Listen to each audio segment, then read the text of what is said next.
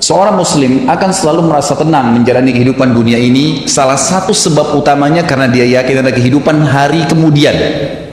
Kehidupan dunia ini sebentar. Semua kita lihat depan mata kita, sekuat apapun fisik seorang manusia, kita nggak bicara lagi makhluk Allah yang lain, manusia saja, orang yang terdekat di antara anda pribadi, kerabat-kerabat kita, teman-teman dekat, orang-orang tua kita, mereka meninggal dunia. Sekuat apapun, sehebat apapun dia, ya, prestasi dunianya, profesor kah, doktor kah, dia seorang bisnismen yang terkaya di dunia kah, orang yang paling gagah atau cantik kah, orang yang paling dihormatin kah, kepala suku kah, presiden kah, siapa saja, atau orang susah, semua akan meninggal. Kehidupan dunia sebentar akan dilaluin. Orang mukmin yakin bahwasanya ada kehidupan yang abadi di sana. Sehingga perhatikan bedanya. Kalau orang mukmin tahu ada hari kemudian, akan membuat dia musibah apapun yang datang padanya, dia akan bilang, oh ini kehidupan dunia, toh juga saya akan dapat pahala sabarnya di akhirat, toh nanti akan membersihkan dosa saya dengan musibah ini. Mudah nggak dia lalui musibahnya? Akan mudah. Hanya karena masalahnya satu, dia yakin ada hari kemudian. Dia kalau ditipu oleh orang, ada orang berbuat zalim kepada dia, dia sangat tahu kalau dia beriman, ada hari kemudian, ada hisab di sana. Tidak ada orang yang berbuat zalim kepada diri kita, Bapak Ibu sekalian, kecuali kita akan mengambil hak kita demi Allah di mahkamahnya Allah hari kiamat. Tidak ada, sekecil apapun. Jadi dalam tafsir ayat wa may ya'mal mithqala dzarratin khairan yara, siapa yang berbuat kebaikan sebesar biji sawi dia akan lihat hari kiamat. Kata ulama, dihadirkan di depannya tempat dia lakukan pada saat itu, jenis pekerjaannya, waktunya, seperti dia melihat sebuah cuplikan film yang dia lihat bagaimana dia melakukannya, dan dia ingat wa may ya'mal mithqala dzarratin syarran yara, dan siapa yang berbuat keburukan sekecil biji sawi pun dia akan lihat pada hari kiamat, tempatnya, kapan dia lakukan, siapa yang sedang dia jahati, dan seterusnya akan diperlihatkan pada hari kiamat. Tidak ada sesuatu yang hilang. Bukankah hadis Nabi SAW yang masyhur riwayat Bukhari, bahwasanya apakah kalian tahu siapa orang yang bangkrut? Hadis ini sudah sering masyhur di kalangan para dai-dai kita. Maka para sahabat mengatakan, ya Rasulullah, orang yang bisnis bangkrut, hilang dirham dan dinarnya. Kata Nabi SAW, bukan, itu kecil kalau cuma dirham dan dinarnya yang habis, rupiahnya habis, tokonya bangkrut, itu kecil, tidak ada masalah sebenarnya. Tapi orang yang bangkrut yang sebenarnya adalah orang yang datang hari kiamat membawa pahala sholat lengkap, pahala puasa lengkap, pahala haji, pahala sedekah, banyak sekali. Tapi dari sisi lain pernah mencaci maki orang yang ini, pernah memukul orang yang itu, pernah mengambil haknya orang yang ini, dan tidak minta maaf, tidak mengembalikan hak-hak itu di dunia. Maka mereka akan datang pada hari kiamat di mahkamahnya Allah menuntut, ya Allah, orang ini zalimi saya, ya Allah, orang ini pernah pukul saya, pernah gibah saya, pernah fitnah saya, pernah mengambil sepotong tanah saya, pernah dan seterusnya. Lalu diambillah dari pahala dia, dibagi-bagikan kepada orang-orang yang sedang menuntut. Kalaupun sudah habis pahalanya dan masih banyak yang datang menuntut, kata Nabi SAW, diambil dosa-dosanya orang yang menuntut, ditimpakan kepada dia. Maka jadilah dia orang yang bangkrut sebenarnya, pahalanya semua habis, ditambah lagi ditimpakan kepadanya dosa-dosanya orang yang akan menyebabkan dia menanggung hukumannya, gitu kan.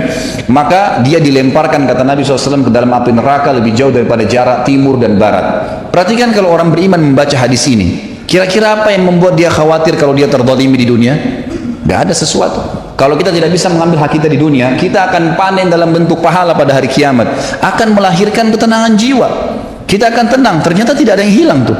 Sendal kita yang pernah diambil, HP kita yang pernah dicuri, kunci mobil kita yang pernah hilang, mobilnya pernah hilang, pernah dibuat apa sajalah kezaliman orang lakukan, tidak ada yang akan selamat pada hari kiamat. Allah Subhanahu wa taala akan datang dan menghakimi semua hambanya. Sampai kata Nabi SAW di dalam hadis yang sahih, kalian akan berbicara dengan Tuhan kalian tanpa ada penterjemah di antara kalian pada hari kiamat, dan Allah akan menghakimi semua hamba-hambanya pada hari itu. Semuanya, tidak terkecuali, tidak ada yang bisa lolos pada saat itu.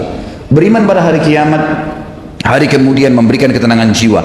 Seorang muslim tahu, orang mukmin tahu, pada saat dia lahir, saya nggak bicara kalau anda sehat kemudian tiba-tiba anda stroke, itu ringan. Bagaimana dengan orang yang baru lahir tiba-tiba sudah cacat, udah buta matanya, udah nggak bisa jalan? Apa kira-kira yang bisa menghibur dia coba? Kalau anda sebutkan apa yang saya sebutkan sekarang tentang masalah, tanamkan dalam hatinya adanya hari kiamat, dan semua cacat fisik di dunia ini tidak akan dibawa di akhirat. Tidak akan dibawa di akhirat. Karena fisik yang kita pakai sekarang hanya sebatas di dunia, hanya sebatas di dunia.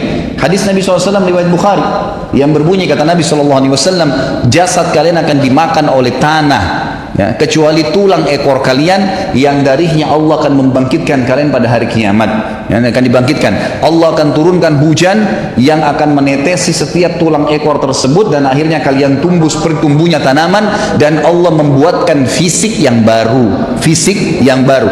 Apa kata Nabi SAW? Semua laki-laki Allah akan berikan fisik seperti ayahnya Adam, 60 siku ke langit. Jadi fisik yang kita pakai sekarang ini cuma sebentar di dunia. Mau cacat, mau sempurna, mau gagah, mau cantik, itu sebentar duniawi. Di akhirat kita akan punya fisik baru. Posternya semua laki-laki seperti Nabi Adam, 60 siku ke langit, artinya 27,5 meter. Dan semua perempuan 40 siku ke langit, artinya 17,5 meter.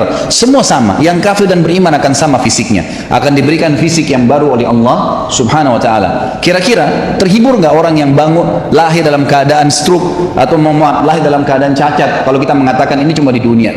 Atau dia mengatakan, oh ini cuma di dunia saya laluin. Pada saat saya meninggal, setiap detik bisa datang malaikat maut, maka saya akan meninggalkan jasad ini dan saya akan mendapatkan jasad yang baru. Nggak ada masalah bagi dia. Beriman kepada hari kiamat itu akan mendatangkan ketenangan jiwa bagi seseorang. Juga dari sisi yang lain, dia tidak akan bergantung dengan dunia. Dia akan meninggalkan dunia ini, dia jadikan dunia ini di belakangnya. Ulama sudah sepakat mengatakan, siapa yang mendahulukan akhirat dalam kehidupannya, maka dunianya akan ikut. Dan siapa yang mendahulukan dunianya, maka akhiratnya akan luput, hilang akhirat itu. Tidak bisa.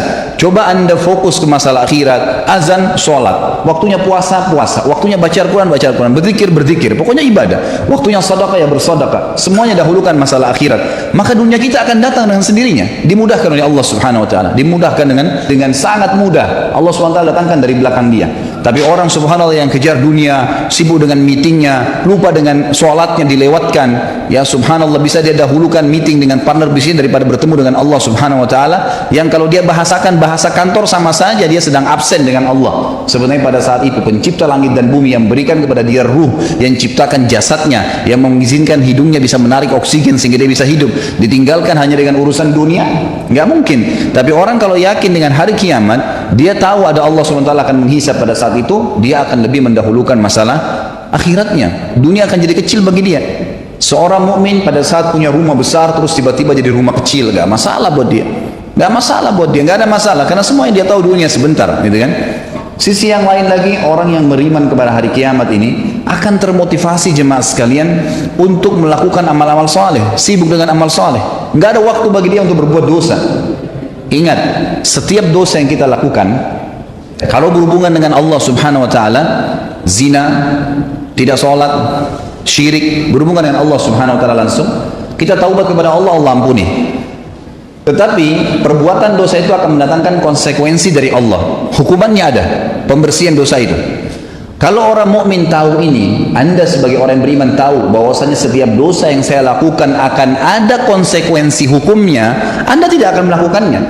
Banyak orang berani, kalau dalam bahasa ulama itu tajarra Allah, dia berani sekali pada Allah, karena dia belum tahu kalau dia melakukan satu perbuatan dosa akan datang konsekuensi hukum dari Allah, nggak bisa dia selamat. Umumnya kata ulama, kalau telinganya melakukan perbuatan masalah, matanya melihat yang haram, hidungnya menghirup yang haram, lisannya mengucapkan kalimat yang haram, bibirnya mungkin mencium sesuatu yang diharamkan, tangannya menjamah yang haram, kepalanya diletakkan pada yang haram, kemaluannya diletakkan pada yang haram, kakinya melangkah pada tempat yang haram, pasti di anggota-anggota tubuh ini Allah datangkan hukuman. Jangan heran kalau anda pernah berbohong, tiba-tiba ada satu waktu kena sariawan. Itu sudah umum kata ulama kalau berhubungan dengan Allah Subhanahu wa ta'ala. Atau bisa Allah datangkan musibah yang lain. Allah Subhanahu wa ta'ala mendatangkan hukuman. Maka Bapak Ibu sekalian, jangan merasa aman dengan dosa kepada Allah Subhanahu wa ta'ala. Enggak main-main itu. Kalau kita tahu dan kita beriman bahwasanya al-jaza min jinsil amal, sebagaimana sabda Nabi SAW, akan datang balasan sesuai dengan kadar perbuatan seseorang, maka kita tidak akan lakukan itu. Begitu pula dengan berhubungan masalah haknya manusia. Mencuri, menggibah, memfitnah, haknya manusia, mengambil haknya dia. Kalau kita tidak kembalikan, mungkin karena kita anggap kita orang hebat, punya strategi, punya cara untuk menipu orang, atau punya ilmu, atau punya kedudukan, lalu kemudian kita menindas orang lain, orang itu tidak bisa menuntut. Nggak ada yang selamat dari mahkamah Allah SWT. Perhatikan kata ulama, Hari ini Anda menipu, besok pasti Anda ditipu, pasti. Hari ini Anda berbohong, besok Anda akan dibohongi. Hari ini Anda menggunjing, lusa-lusa dan kapanpun waktu yang Anda akan digunjing dengan orang. Balasan akan langsung dengan kadar perbuatan. Itu di dunia ya, belum akhirat. Kalau dia tidak taubat akan datang hukuman yang berat di hari kiamat nanti. Kalau kita tahu dan sadar bahwasanya ada hisab hari kiamat, kita akan lebih hati-hati. Tidak akan mudah untuk melakukan perbuatan dosa, karena berat di dunia, berat juga di akhirat nanti.